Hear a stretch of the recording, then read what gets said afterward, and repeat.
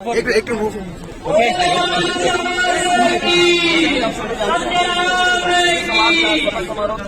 वाला काम है, धर्म काम है, समाज का काम है, तो धर्म गुरु का आना चाहिए।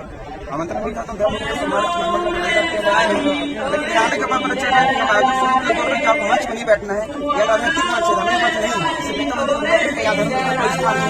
समाज चिंतन करना है कि ये राजनीति का मंच है कि धर्म का मंच है। अगर धर्म का मंच है, समाज का कार्यक्रम है, इसलिए अध्यक्ष को बना गया है, इसलिए अध्यक्ष का बनाते समाज काम करे, धर्म का काम करे, आप लोगों के समाज के लिए कार्य करे। तो धर्म है, धर्म को मंच में नहीं बैठेगा, कौन बैठेगा?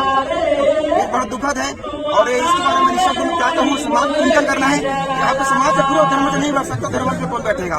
बिल्कुल घासीदास बाबा की गुरु जी। एक मिनट, एक बड़ा सवाल है कि सतनाम जो समाज है उनके लोगों को ईसाई समुदाय के द्वारा धर्मांतरित मतांतरित किया जा रहा है, इस बारे में एक शब्द क्या कहना चाहिए? पता चला कि मात्रा काम हो रहा है।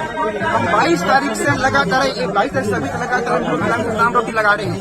हम 50 गाँव में रोटी शुरू करेंगे जिले में, हर गाँव में जाकर बताया